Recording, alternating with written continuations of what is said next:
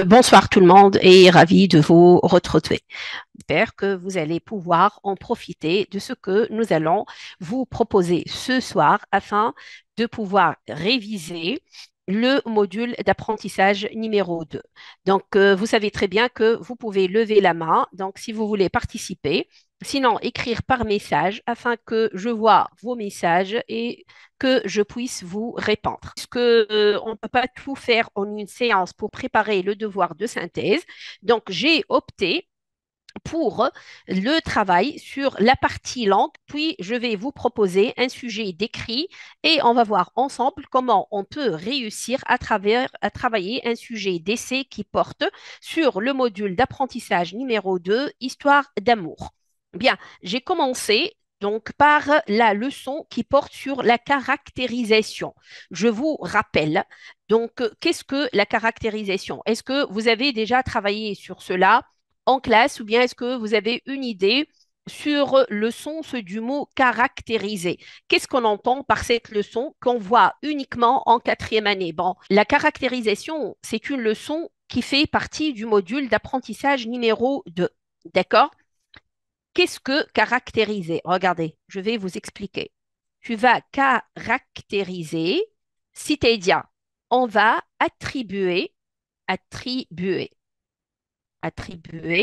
des caractéristiques, des caractéristiques, attribuer des caractéristiques à un élément de la phrase, c'est-à-dire à un groupe nominal sujet ou bien donc autre constituant de la phrase. C'est-à-dire on va prendre un constituant de la phrase et on va ajouter des termes ou bien des expressions afin donc de d'exprimer des caractéristiques. Mais j'explique encore mieux si vous voulez.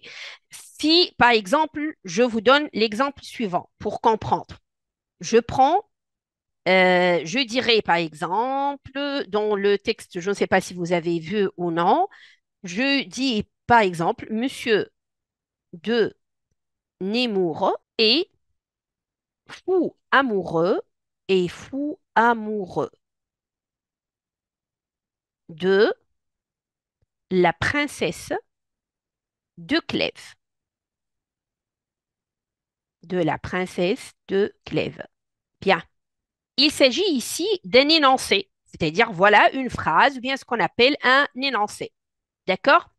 Maintenant, dans cet énoncé, on apporte des informations ou bien des caractéristiques. Pour caractériser qui? Pour caractériser Monsieur de Nemours. Pour caractériser Monsieur de Nemours, j'ai employé fou amoureux, un groupe adjectival. Bien, ce groupe adjectival, on dit groupe adjectival parce que tu as deux adjectifs. Si donc tu as un seul adjectif, tu vas dire un adjectif. Tu as deux adjectifs ou bien adverbe plus adjectif, tu vas dire groupe adjectival. D'accord? Donc, ce groupe adjectival qualifie ici le groupe nominal sujet, Monsieur de Nemours, pour donc exprimer, donc ou bien pour donner une idée, ou bien pour exprimer donc une caractéristique, ou donc juste pour donner une information, ou bien une idée, ou bien exprimer une position, ou bien une attitude, ou bien un sentiment à propos de ce groupe nominal sujet. Donc, je répète, si vous voulez, on veut donc à travers cet énoncé, à travers un énoncé, à travers un énoncé, souvent descriptif, hein, à travers un énoncé descriptif, descriptif. On va décrire une personne ou bien un lieu ou bien un sentiment. Donc, à travers un énoncé descriptif, on traduit, on traduit un sentiment, on va traduire un sentiment,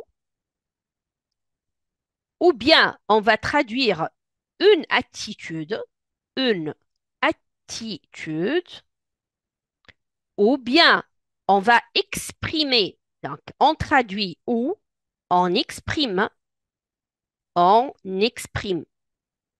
une position, une position, une prise de position, si vous voulez, une prise de position favorable, défavorable.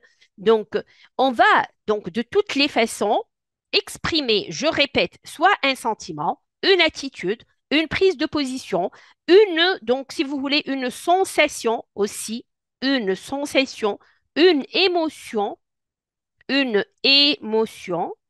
Pour exprimer donc tout cela, on recourt à plusieurs procédés d'écriture.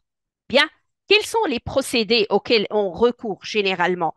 On recourt soit, regardez, au lexique, c'est pour cette raison que j'ai donc exploité ce genre d'exercice et je vais vous expliquer.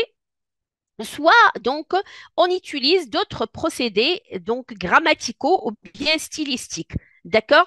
Donc on utilise un point donc un procédé donc à travers lequel on essaie d'exprimer un sentiment ou bien une attitude ou bien une prise de position ou bien une sensation ou bien une émotion. Bien, vous allez me dire quels sont ces outils que nous employons ou bien que nous utilisons. D'accord?